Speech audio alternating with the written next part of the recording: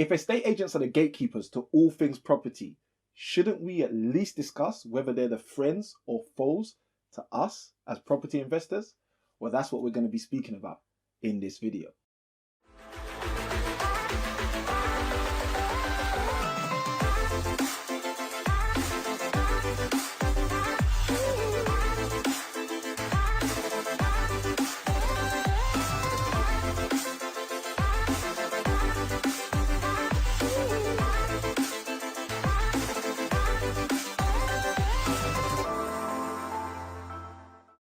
Good day and welcome to the channel. I'm Samuel Ikanwini-Kinwin, and if you've been here before, great to see you back. And if this is the first time you're watching one of our videos, then I hope you get massive value. For those of you who've been following me for quite some time, you will know that in a bygone era, I used to work as an estate agent. And boy, can I tell you that my role as an estate agent was a steep learning curve. So as a result, I thought it would be valuable for me to actually share with you, seeing as though I'm a past insider turned investor, my actual experience and what my insights are about whether or not I see estate agents as the friend or the foe to the property investor. So when I worked as an estate agent, one of the key things that I basically can say that I picked up was that these environments can be very target-driven environments due to the commission-based nature of those environments.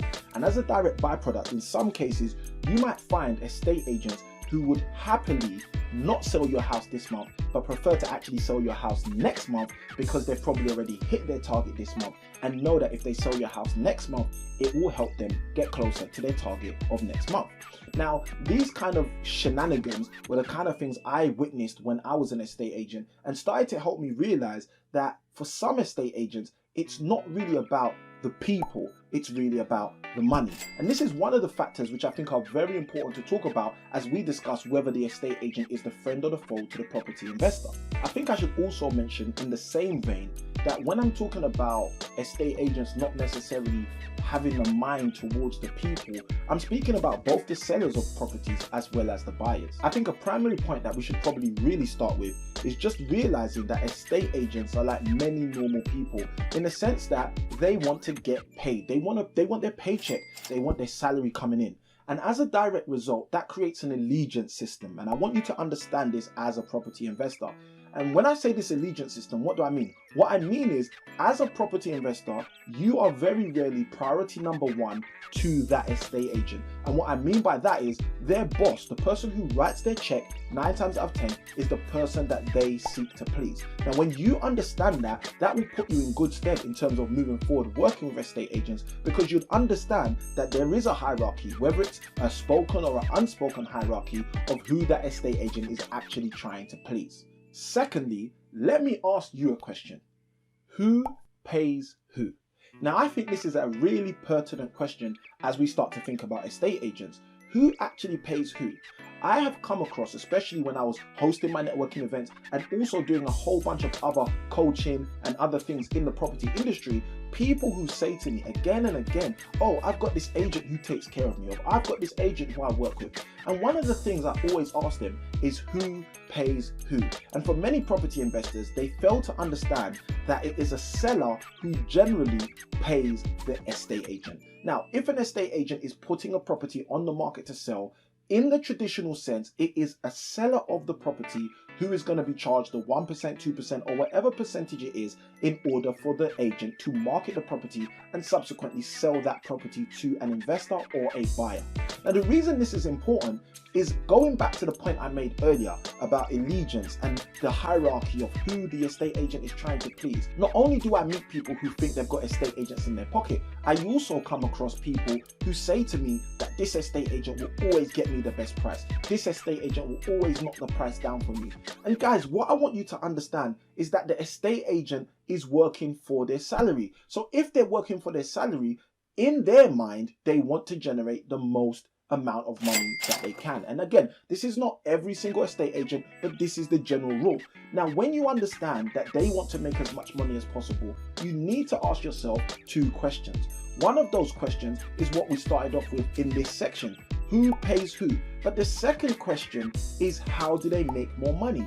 An estate agent makes more money by doing one simple thing: by increasing the amount of commission their agency gets paid.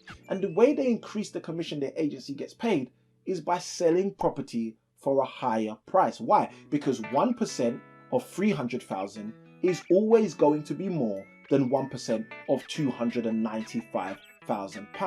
Now, when you start to understand that, you then start to understand that all of these investors who think that they've got an agent in their pocket who's really keen to sell properties for lower than they can do in order to incentivize you to buy them may not actually be as it seems. Now again, guys, I'm not saying this to say that there are no investors who have allegiances and positive relationships with estate agents, but I'm saying it to help you understand that this estate agent, most estate agents, are not actually incentivized to lower prices for you. They work on behalf of the person who writes their check. They work on behalf of the person who pays them. So going back to this question, who pays who? The first point to recognize in this ideology is that the person being paid is the estate agent, and they're being paid by the seller. So because they're being paid by the seller, there is actually a financial incentive for the estate agent to actually find favor with the seller over finding favor with an investor.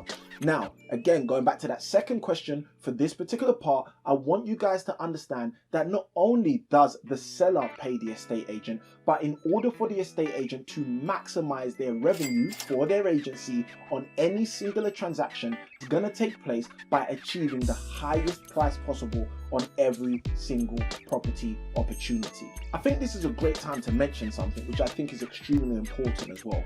And this is not only because I don't want to just generalize the whole scenario, but also because I think this particular point is a very key point.